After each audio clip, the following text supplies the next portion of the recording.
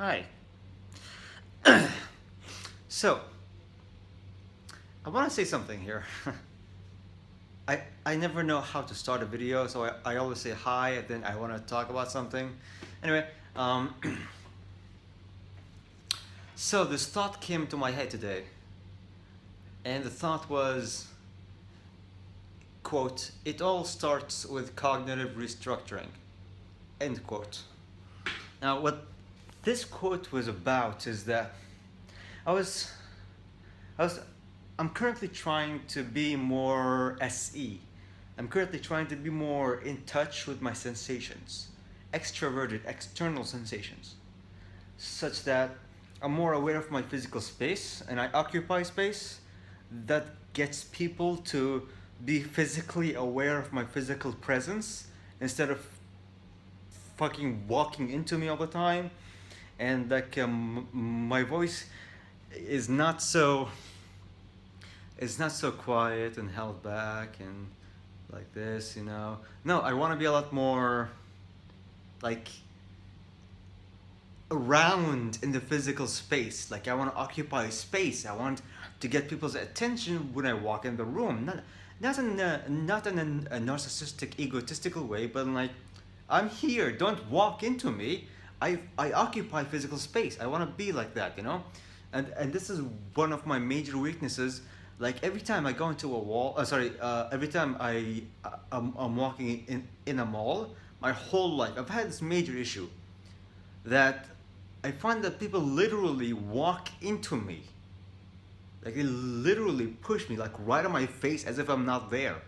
It's crazy. And it's gotten to be really annoying and irritating, and I started to get pissed off, or I started to internalize it. I got angry, frustrated. I didn't want to go out. I didn't want to, it got messy. And it's also the same thing, as the when I do talk, I don't get people's attention. My voice isn't there, and sometimes they actually don't hear me because I speak so quietly, and so I have to shout. So it's like I don't just speak. No, I speak quietly and then I shout in order to get their attention, as opposed to just speaking in a spatially occupying way. I don't know how to explain it, but it's it's something like that. So um,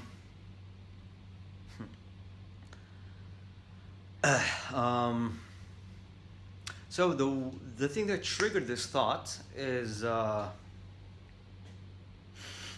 I use cognitive restructuring to be physically aware of my surroundings in a more direct way. Just as I am mindfully aware of my insights and my personal experiences, which is I want to be more acutely aware of my external surroundings. I want to be more acutely aware, more physically aware of physical distances. And like this is my space, that is your space, and I can move in this space because it is mine. But if I go through that space, I am getting to your territory. Like I want to be more aware of that. The point of all this is that I am occupying my space, and I'm more confident. I'm more calm too, because if I'm always thinking that everyone's in my space and I have no space, blah blah blah, it makes me anxious as all fucking hell all the time. It's exhausting. Like even if I'm in my own bedroom here, I'm not calm and comfortable enough because I'm not like I don't. It's being aware of the space around you. I hope you get the message, because I don't know how else to describe it, and I don't really get this shit. It's all new to me. It's all very new to me. And so what I'm doing, and I've actually been applying this in the past few days in the roads as I'm driving, is like just being aware of what is, and it's like it's like not thinking subjectively, but thinking based on what is happening. So like if I'm driving, oftentimes I kind of in my mind I have the sensation that that certain driver is about to change lanes into mine, and usually they don't give a signal or whatever. They just um, spontaneously change lanes without any signs or even thinking about it, to just blindly go to the right or go to the left, always like that. And so it causes me some anxiety. Like, I feel like he's gonna ram into me at some point. And because I don't the occupy a space that gets people to be aware of my physical presence, that makes it even more stressful for me. And so what I did is, hey, don't think subjectively. Don't assume and be so presumptuous all the time. If they're giving a signal, if they're about to move, then consider it, you know. And if they don't do that, then fuck them. Just keep going down your lane, because there is no objective reason for you to think that they're about to change lanes. And if you think that when there is no objective reason to think that, then you're just going out of your way to give them power that they might not even be asking for. It's a bit too much, you know what I'm saying? It's a bit too much. So that's why I kind of made a conscious effort to not do that.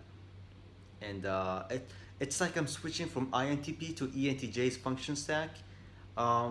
It's just I'm using a TE and SE.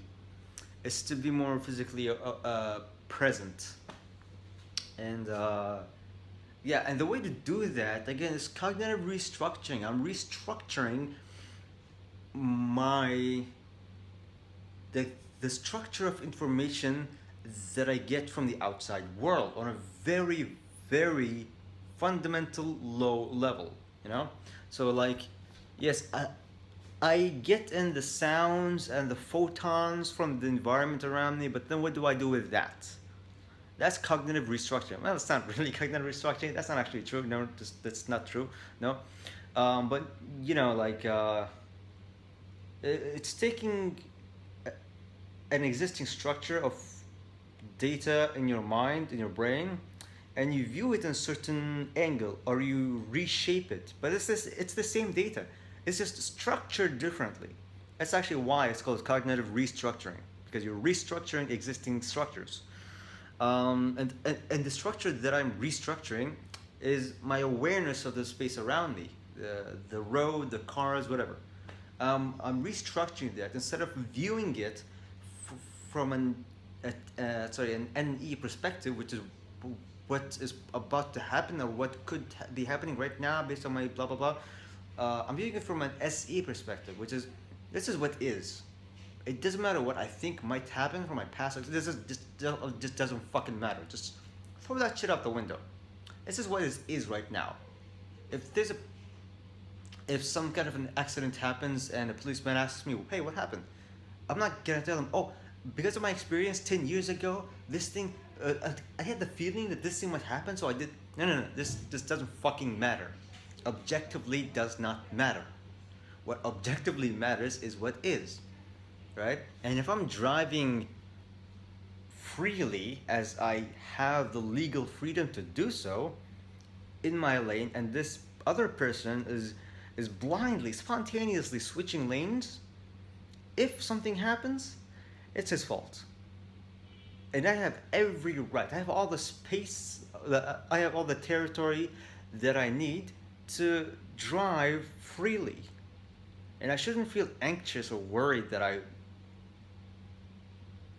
or worried to drive freely in my lane. You know, so I just kind of like this switch of not being imprisoned in your own cognition.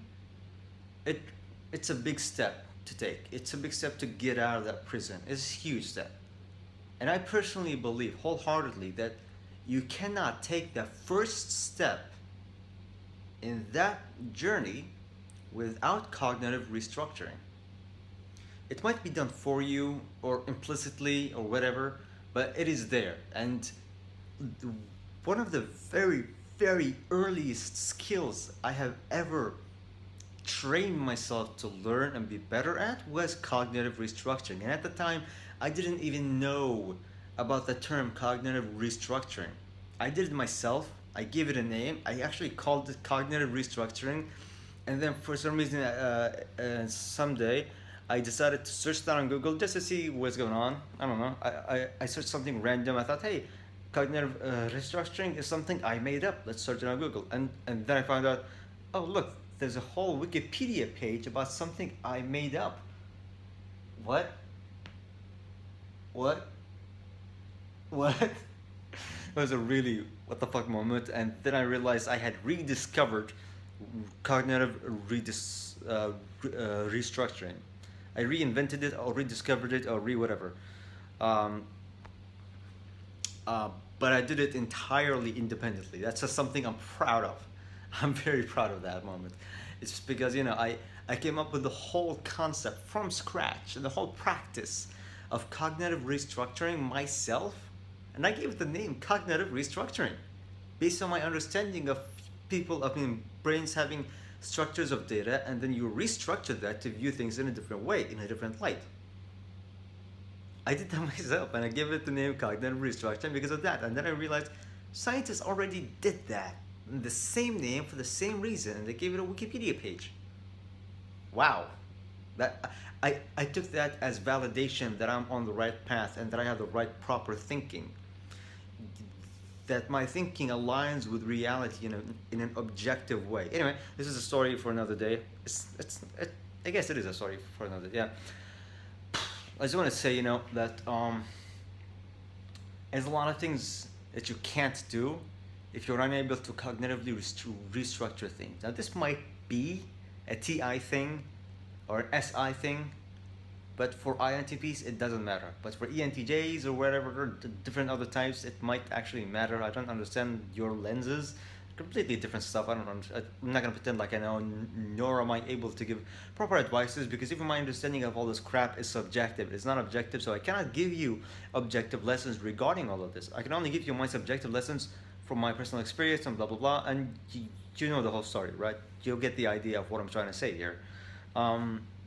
If you are an INTP, then the whole subjectivity versus objectivity understanding of this crap doesn't really matter, because it is it's the same thing. But if you're a different type, sorry, you're gonna have to extract the knowledge and information from this video from the perspective of an INTP yourself, just as I did with other types. Enjoy. It's a fun journey. It actually is a fun journey. So, what do I want to say? I said the first step is cognitive restructuring. Now, at some point I was training, guiding, mentoring, whatever, a friend of mine who's also an INTP. I thought, I don't know if I was right or not, but I thought that she was struggling with the same things I always have been. And so I kind of got the feeling that, like she's going through the same path as I have, but she's falling behind, that she's slower than me, that she's starting a bit later than I have. And so I thought, hey, let's get her started on the kit, I guess you could say. The first thing I got her into was cognitive restructuring. I tested her out. She seemed fine. She seemed like she was good enough at it to get started with other stuff. Because you see, there's a lot of other things you cannot do if you're not able to cognitively restructure. If you are able to cognitively restructure shit, that means you have a decent degree and level of awareness of your own cognition. Because if you don't have that, then you simply can't cognitively restructure crap. And if you can cognitively restructure, it means you're able to hold a structure and change it, and then store or save that new structure, and then perceive that new structure again. It's a whole lot of crap to do, And you can play around with that. You can train yourself to do that. But I'm not going to get into the specifics of this crap. But what I am going to tell you, because I got 35 seconds left, is if you want to get into that, you're going to have to learn objectively and formally, not formally, but objectively learn from online resources or whatever, and read more about what cognitive restructuring is, and then just play around with that in your life. Test it out, see what's going on, until you feel free that you can do it whenever you feel like it with positive results. Keep practicing. That's the goal that you want. Bye.